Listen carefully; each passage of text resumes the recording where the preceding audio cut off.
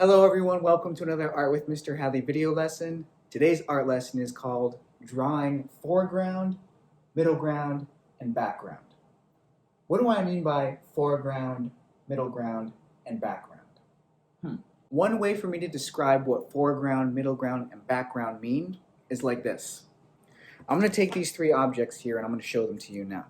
My mask, this key, and this little piece of chalk.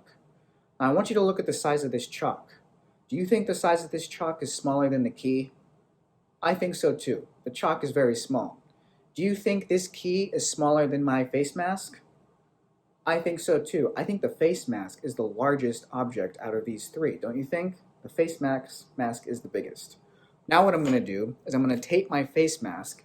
I'm going to tape it to the background, to this green chalkboard.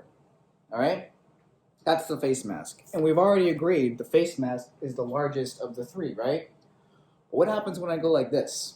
I take the chalk and I move the chalk closer to you. Now the chalk appears to be as big as the face mask, if not bigger than the face mask, right? Because the chalk is closest to you. Now I'm going to take the key. I'm going to put the key in between the face mask and the chalk. Now the key seems to be about the same size as the face mask, but we already know that the mask is the largest object. In the foreground, objects are the largest. They appear to be bigger because they're closer to us. In the middle ground, the objects get a little bit smaller, and in the background, they're the smallest. The mask is the smallest, even though we know that the mask appears to be the largest, right? Because we already agreed that. I would like to make a drawing with you today that has foreground, things that are largest, middle ground, things that are medium-sized, and in the background, things that would be really big but actually appear smaller because they're in the background. Do you see this right here? This is my road. It's in the bottom part of the drawing here below this line. Everything in the middle is the middle ground, and everything in the background seems to be about the same size as this road. But we know that these mountains right here would actually be bigger than the road, right? But because it's in the background, just like the mask was, the road appears to be bigger. So we're going to make this drawing today. All you need is a paper and pencil for our foreground, middle ground, and background drawings. Let's get started. Once you have your paper ready, you can write your name with a pencil, all right? And then flip that paper over so your name is on the back. When you do have your paper in front of you, I want to make sure that you have it this way, which is vertical, not horizontal, all right? You want it this way in front of you for this drawing.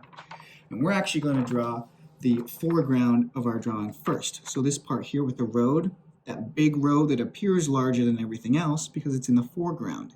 It's closest to us. We're going to make that road first, house and the trees, and the mountains in the background. We're going to start with this line right here, okay? So, the first thing we want to do is make our first line. We want to make the line, let's see, follow this edge of your paper right here. Find about halfway down. I think halfway is right about here, all right? Then you want to go a little bit further down, right about here. You want to start your pencil there, and you want to make a straight line. It's okay if it's not perfectly straight, all the way to the other side of the paper. All right? Cool. And then we're going to make the road.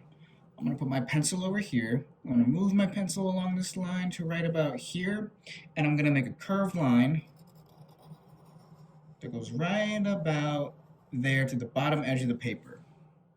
Sort of like a letter C if you kind of just pushed it out a little bit.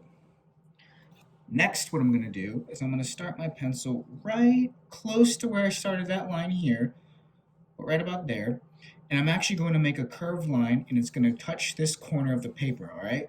I'm going to start here, and then we're going to curve all the way to the corner of the paper, right there. So that the line starts thin, and it gets wider as it gets closer to us because this is the foreground. The closer it gets, the larger it becomes, right? All right, next I'm going to make our house and the trees. First thing I'm going to do is I'm going to make what kind of shape is this? What a rectangular shape, right? On top of that, I'm going to make what shape is this? Triangle shape, right? Next, I'm going to make what shape is this? looks like a square.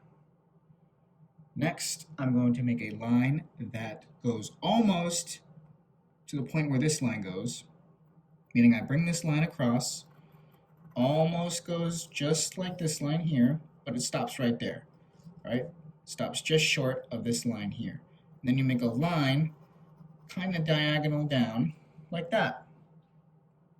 That's the roof of the house. And I'm going to make some windows here, a small square in there, and a door, rectangle door.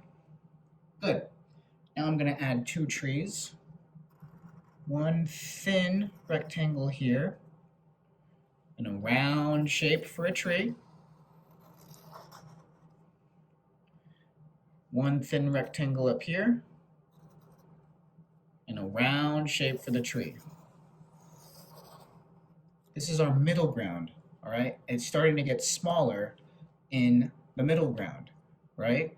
This part of the road would probably not be bigger than a house, right? A house would probably be bigger than the road. But it appears smaller because it's in the middle ground. Now we're gonna make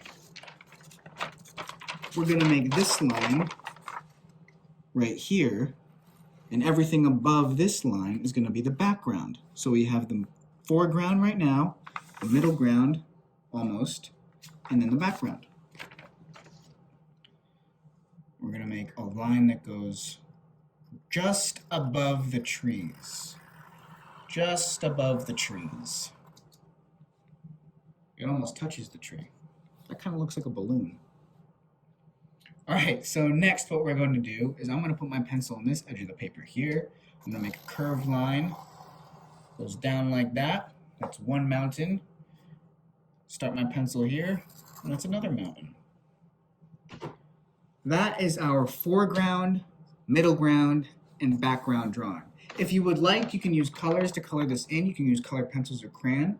Whatever colors you would like is fine. Don't forget to share your work with me on Seesaw. I'm sure all of your foreground, middle ground, background drawings came out great. I'm excited to see all of your work. That is the lesson for today. I hope you enjoyed. Have a great rest of your day. Bye.